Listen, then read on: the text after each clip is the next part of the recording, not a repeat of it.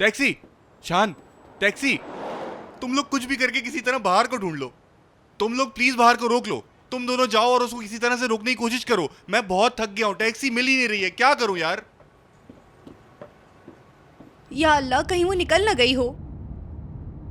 ठीक है मेरे भाई, फिक्र ना करो, हम सब संभाल लेंगे, जरा काम डाउन हो जाओ। अगर बाहर हमें छोड़ के चली गई ना तो मैं उस मुइज़ को कभी माफ नहीं करूंगी। माहिन क्या कह रही हो? सही कह रही हूँ। तुम सारे लड़के एक जैसे होते हो। तुम लोगों की माएं तुम लोगों को इतना बिगाड़ देती हैं कि तुम्हें अपने अलावा कोई नजर नहीं आता। बस ठीक है, वहां पहुंच के बात करते हैं। ऐसा कैसे कर सकती हो बाहर?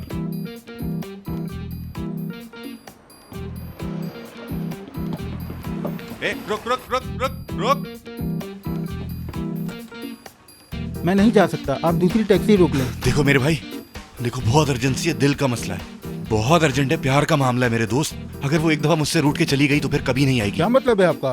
क्या वो लोग जुल्म कर रहे हैं? जबरदस्ती उसकी शादी किसी और से करवा रहे हैं? मेरी जिंदगी की रौनकें खत्म हो जाएंगी, प्लीज मुझे ले चलो। भाई आप परेशान ना हो, हम जुल्म के खिलाफ लड़ेंगे। मैं अभी जाकर और टैक्सी वालों को जमा कर लेता हूँ। नहीं भाई नहीं, हमें सिर्फ एक जगह वक्त पर पहुंचना है, बाकी मैं संभाल लूंगा। लड़की नहीं भगानी मुझे, समझे? चलो। ठीक है भाई, लेकिन आपको पता, सब हमें बातें सुनाते हैं, लेकिन उसके बावजूद हम लोगों के बहुत काम आते हैं। शुक्रिया दोस्त, जबरदस्त। चलो चलो फिर। इस वक्त मुझे बिल्कुल यकीन नहीं आ रहा। मोइज इतना परेशान है कि कांप रहा है और तुम उससे बातें सुना रही हो। बाहर तो जैसे पार्टी कर रही होगी, है ना? तो इस बात का कसूरवार मोइज है। ये सब कुछ इसलिए हुआ है कि मुइज़ साहब में हिम्मत नहीं थी अपना सच बताने की। अरे यार, ये एक ऐसी प्रॉब्लम है जो कभी भी किसी के साथ भी आ सकती है। कितनी दफा तुम्हें ये बात बताऊं मैं? तुम्हें तो शौक है दूसरों को इल्जाम देने का। और तुम्हें क्या शौक है ऊपर ऊपर से सबके लिए बातें बताने का? देखो, बहुत बुरा हो जाएगा अगर मेरी दोस्त यहाँ से चली गई तो। मुझे उसे किसी भी हाल में रोकना है। माहिन, मोइज ने बड़े शौक से अंगूठी खरीदी और मैं इस बात का गवाह हूं कि इस दफा वाकई वो शादी के लिए प्रपोज करने जा रहा था। हाँ माहिन, हाँ। पहले कह देती हो फिर मासूम शक्ल बना लेती हो।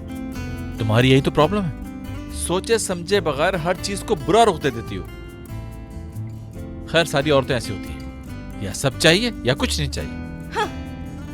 नाजरीन गौर से सुनिएगा, शेफ रिलेशनशिप पे लेक्चर दे रहे हैं। इस बात का तो मुझे यकीन है कि इस मामले को तुमसे बेहतर समझता हूँ। बल्कि तुम चाहो तो तुम्हें क्लासेस दे सकता हूँ, कोचिंग भी कर सकता हूँ। अगर ऐसा ही है तो मेरे प्यारे रिलेशनशिप कोच, अगर आप लड़के सिर्फ इतना समझ लें कि एक लड़की से कब कैसे क्या बात करनी है और अगर लड़की नाराज हो जाए तो उसे किस तरह मनाएं, सिर्फ इन छोटी छोटी बातों का ध्यान रख लो तो जिंदगी आसान हो जाए।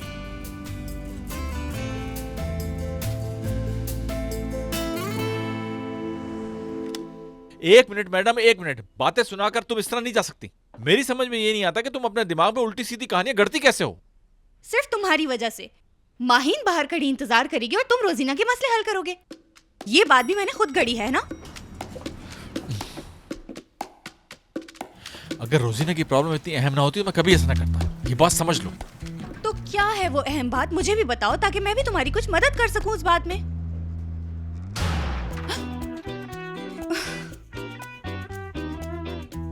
मुझसे हरगिज ये मत कहना कि हम लिफ्ट में हैं। तो क्या कहूं मैं? जहाज में हम लोग। तुम्हारी वजह से मैं यहाँ लिफ्ट में फंस गई हूँ और तुम मजाक कर रहे हो। मुझे यकीन नहीं आ रहा माहिन, ये भी मेरी वजह से हुआ है। एक लिफ्ट खुद ब खुद रुक जाती है तो इसमें मेरा क्या कसूर है? मुझे पता है, इसीलिए मैं इस लिफ्ट में कभी नहीं चढ़ती, लेकिन तुमने मुझे अपनी बातों से इतना कंफ्यूज कर दिया कि मैं इस लिफ्ट में चढ़ गई।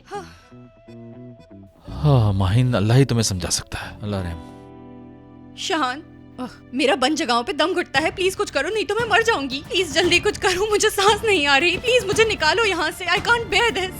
प्लीज निकाल लो मुझे। ठीक है माहिन, रिलैक्स रिलैक्स, मैं हूं ना तुम्हारे साथ।